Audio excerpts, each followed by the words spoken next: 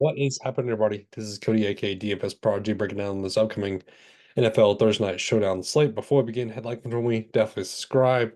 That helps out the YouTube algorithms, however that goes. It just helps. So please, before we begin, comment below what you think James Cook will rush for. That's kind of what I want to do. Let's see what James Cook's line is going to be. Just tell me in the comments what you think he's going to go for, what his stat line is going to be. Kind of make it fun and go from there. So again, and like when we definitely subscribe. So now that that's out of the way, we're here breaking down the slate. So we have some news that we need to figure out. I'm gonna kind of play it to where we talk about each variable because I'm getting this video out early. It is Tuesday, about to be Tuesday at 10:57 Central Time here in Texas. Slate doesn't start till Thursday. We still got some news that we need to figure out. I do work tomorrow. I do work Thursday, so that's why I'm doing the video now. So let's talk about Buffalo first. So Josh Allen, 11,000. I like him over Tua on the slate. The rushing ability is there. I mean, 2 touchdowns. That gives you the upside that he brings to the table. That's why I like him a little bit more than Tua. If I had to pick one QB to play, it would be Josh Allen, but I don't mind playing both in the same line. I wouldn't play Tua though in the captain. I would play Josh Allen though in the captain. James Cook, 9,000. He's the guy that I want to go to. I think this is a great spot for him. If we look back at Miami versus the Cardinals, or sorry, versus the Jaguars, Tank Bisbee, 12 for 73, ET, and 12 for 44 with a TD. So the yardage is there. The yardage is certainly there for James Cook to have a game. We know his receiving upside's there as well. And then Kincaid, is he going to bounce back here? I mean, 1 reception for 2 yards. I loved him in the matchup against Arizona. I thought it was going to be a smash spot, but it is what it is. That's why we love DFS. So again, if you think it's going to bounce back at 7-2, I don't mind it. Again, I apologize by the way about my nose. My allergies are over the place. Hopefully it doesn't mess up the video too much.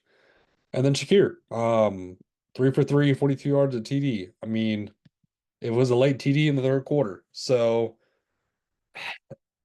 it's between him and Keon Coleman, and 5'8" and 6'2", the price tags are very similar. So that's why it's kind of hard to figure out which one is the number one receiver. Is it Kincaid? Is it Shakir? Is it Coleman? And then we have Curtis Samuel. So I don't really want to go to Curtis Samuel. I'd much rather just go to Coleman or Shakir, to be honest with you. And then Dawson Knox, I mean, 1 reception, 2 yards, same, or 1 reception, 23 yards. So if we look back at the Buffalo Bills, I thought I had it up. That's weird. Shakir, Cook, Mac Hollins had the TD, Dawson Knox, MVS, Curtis Samuel. It was all over the place, receivers wise. So again, it's just pick and choose which one you want to go to. I mean, Mac Hollins 1.6, 1.8 for MVS, but again, there's other options on the Miami team that we might have to look at if the injury news kind of goes our way. But Tyreek Hill, 11.6. Play him in the captain, play him in the flex, play him everywhere that you see fit. I like playing him a ton.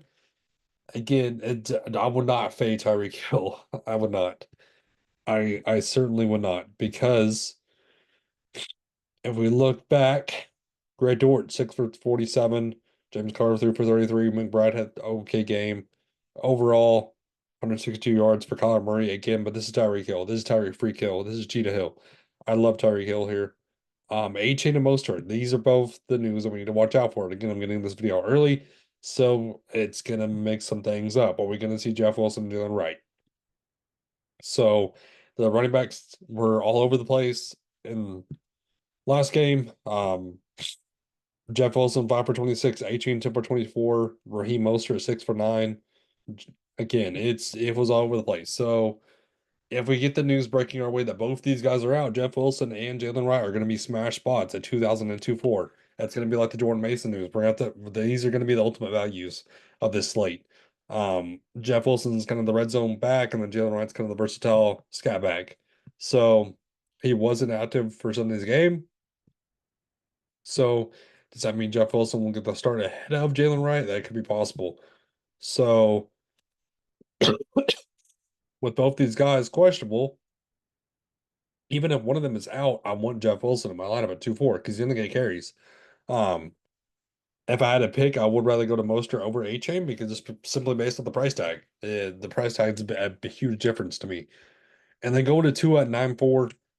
I don't mind it if you want to play him with Josh Allen, but again, if I had to pick one, it would be Josh Allen and then Jalen Waddle. It's just about how you can kind of fit him in your lineup at 8-6. That's kind of a weird price to try to fit in, especially when you have Kincaid in the sevens and you have all the Bills receivers kind of in the fives and six. Um, Johnny Smith at 2A is another value I don't mind going to. If the news doesn't break our way that both these guys are in A Chain and Mostert, I like some Johnny Smith at 2A just as a value option. Um, but again, Tyreek Hill is my number one captain, plain and simple. Um, I would go to Shakir and the captain as well. I don't mind that at all, and I would go to James Cook. James Cook is my probably my second favorite captain to go to. I don't mind Josh Allen the captain, but that's not saying much. So again, if we build out James Cook and say we get the news falling our way, uh, then